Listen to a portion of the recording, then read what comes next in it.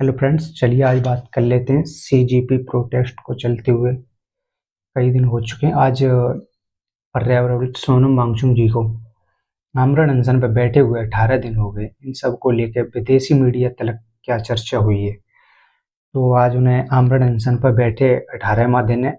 उनकी तबीयत पिछले कुछ दिन से बिगड़ती जा रही है, ज़्यादा खराब हो रही है। वहीं कई विपक्षी दल के नेता उनसे मिलने उनकी तबीयत को लेकर पहुंचे और बहुत से लोगों ने उनसे आग्रह किया आमरण अनशन खत्म करने का। वहीं आम आदमी पार्टी से संजय सिंह और समाजवादी पार्टी से आज उनके अलीगढ़ से सांसद प्रिया सरोज जी पहुंची और अखिलेश यादव ने उनसे फोन पर बात की और अनशन खत्म करने की अपील की।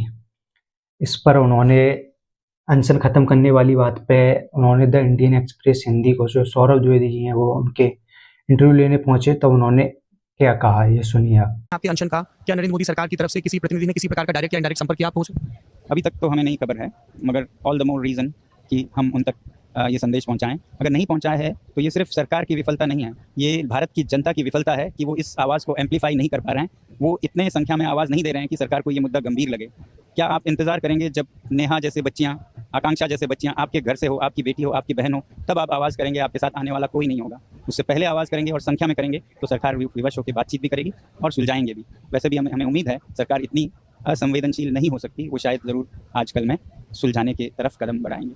बातचीत के रास्ते खुले हैं? क्या ये मुमकिन है कि जब आप लोगों को बातचीत के लिए बुलाया जाए तो आप लोग रेजिग्नेशन से इतर लॉन्ग फॉर्म रिफॉर्म्स के मुद्दे पर एक फ्रेमवर्क पर सहमत हो जाएं? जी, मैं यही कह रहा था कि रेजिग्नेशन या जवाबदेही तो शुरुआत है, उसके बाद सही क्या करना है वो दरवाज़ा खुलना चाहिए और सबसे अच्छा जगह है हमारी संसद।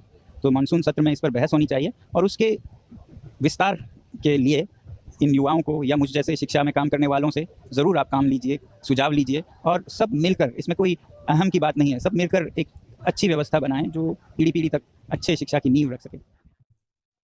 इसके साथ ही आज विदेशी मीडिया में उन्हें लेकर बहुत ज़्यादा चर्चा की गई है, जहाँ तक कि पाकिस्तानी विदेशी मीडिया ने भी उनके बारे में क्या कहा है। चलिए आगे एक एक करके बात करें। रॉयटर्स न्यूज एजेंसी जो ब्रिटेन की है, उसने क्या लिखा? उसने कहा भारतीय एक्टिविस्ट सोनम वांगचुक शिक्षा मंत्री धर्मेंद्र प्रधान के विरोध में 2 हफ्ते से ज़्यादा समय से उपवास कर रहे हैं। जैसे जैसे उनकी सेहत बिगड़ रही है, प्रधानमंत्री नरेंद्र मोदी पर दबाव बढ़ रहा है। तो इसे लेके उन्होंने कहा और उन्होंने आगे भी कहा, सीजेपी के फाउंडर अभिजीत दीपके ने पहले ही बताया कि सोनम वांगचुक का वजन और मसल्स तेजी से कम हो रहे हैं। उनका ब्लड शुगर असामान्य रूप से काफ़ी स्तर तक गिर चुका है।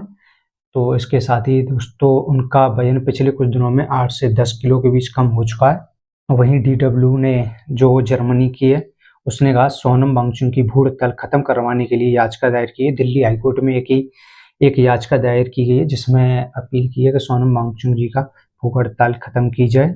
और इसी पे कल डीडब्ल्यू ने उद्धव ठाकरे जो हैं, उन्होंने सोनम वांगचुक से अनशन खत्म करने की अपील की थी। उन्होंने फोन पे बात की थी, लेकिन अभी तक सरकार की तरफ से न तो कोई बयान आया है, न कोई उनसे मिलने पहुंचा है। भूख हड़ताल के दौरान सोनम वांगचुक की तबीयत बिगड़ी। डॉक्टरों ने स्वास्थ्य को लेकर चिंता जताई। छात्रों के हितों में लद्दाख राज्य का दर्जा दिलाने मांग को लेकर भूख हड़ताल पर पर्यावरणविद सोनम वांगचुक की तबीयत लगातार बिगड़ रही है। डॉक्टरों ने उन्होंने तेजी से वजन उस पर चिंता जाहिर की। पाकिस्तानी मीडिया ने कहा है। तो क्लाइमेट एक्टिविस्ट सोनम वांगचुक ने एक बार कहा था कि वो सिर्फ एक आम नागरिक हैं, मॉडर्न गांधी या कोई हीरो नहीं है।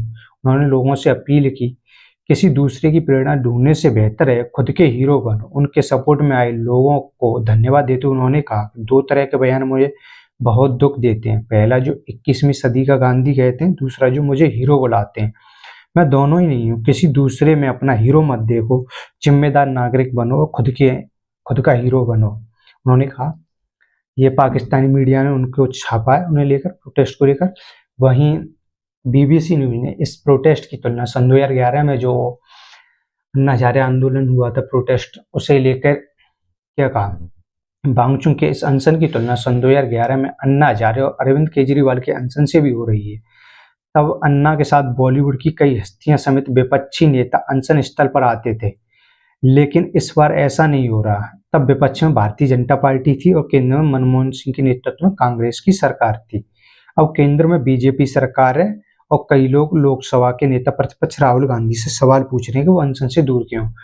ये बीबीसी न्यूज ने छापा है, क्योंकि इस प्रोटेस्ट से लेकर अभी तक जो विपक्ष के सबसे बड़ी पार्टी, उन्होंने भी क्यों दूरी बनाई हुई है। और जब 2011 का आंदोलन हुआ था तब बॉलीवुड से बहुत सारे नेता आए थे, लेकिन इसमें कोई बड़ा नेता कोई विपक्षी दल का बड़ा पार्टी का नेता नहीं मिला, 1-2 पहुंच गए।